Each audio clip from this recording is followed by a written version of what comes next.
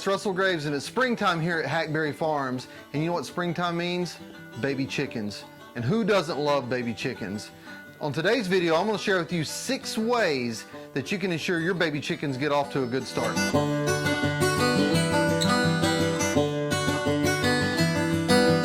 Tip number 1, start with good stock, and that's really important. When you go to your feed store or your chicken supplier, when you're picking out your chickens that you're going to bring home with you, the first thing you want to do is do a general inventory of the chickens. Make sure that they're all really active. Look at their eyes. Are their eyes bright and wide open? Are their heads drooping or not? Now, if their heads are drooping because they're sleeping, that's one thing. But if they stand in there when the other chickens are really active and their head's still drooping, that may be a sign of problem. So you want to avoid those chickens. So make sure you start with good stock. Pick out good, healthy chickens in the beginning before you bring them to your farm. Tip number 2, once you get your baby chicks home, in order to keep them healthy, you'll want to provide fresh water every single day. So that means when you check them every day, take your old water out. Don't waste the water. Use it to water a house plant or water your garden, but put fresh water and bring it back in every day. One of the tricks I use to get the chickens drinking quick is I'll put a colored marble in the water. And that colored marble attracts the chicken's curiosity, and they'll go over to it and begin to peck it. And as they peck on it, they'll realize there's water where they're pecking, and that helps train the chickens really quick where their water is. Tip number 3, aside from fresh water, you're going to want to ensure they have fresh food daily.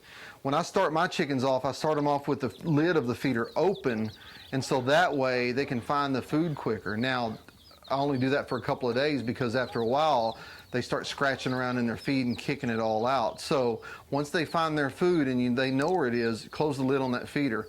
And then later on, they're going to want to start trying to roost on that. As the roosting instinct kicks in, they'll want to roost on top of the feeder, and then they start pooping down in their own feed. So every single day, make sure they have plenty of food and plenty of fresh food and clean their feeder out.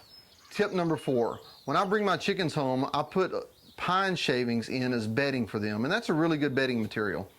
The problem is, though, is they're drinking water and they're spilling water out, or as they're spilling feed out, or as they poop on their bedding, it becomes soiled over time. So one of the things you'll want to do to ensure their health is clean that bedding often.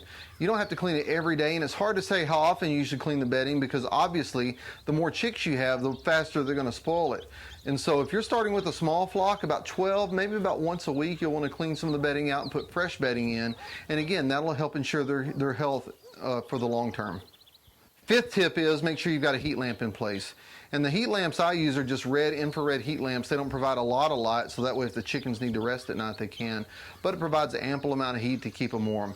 You got to remember, when these chickens are little, mom is the one that wraps her wings around them to keep them warm. And without mom, we've still got to supplement some way to keep them warm until they're fully feathered. And so I always put a heat lamp in place. Now, how close should you put the heat lamp to the beddings? Well, you really need to let the chickens tell you that, because the closer you get down, if it's too hot, the chickens just won't get under the lamp. If it's too high, they'll try to crowd underneath the lamp. So you really have to find that happy medium.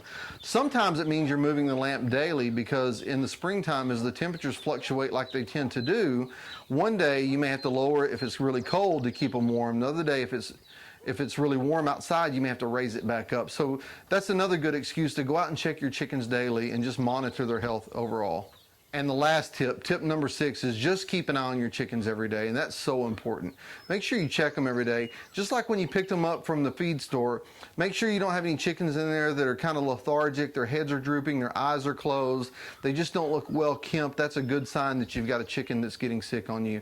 If you find one being sick, isolate it from the rest of the chickens, because they live in such close contact. The diseases can really spread quick. So if you have a sick chicken, isolate it, check with your vet on what the best recourse is to treat that baby chick and get it back with the rest of the flock. But it's best just to check them on a daily basis and just ensure their overall health, and to make sure those chickens are healthy and they don't spread any disease to any other chickens.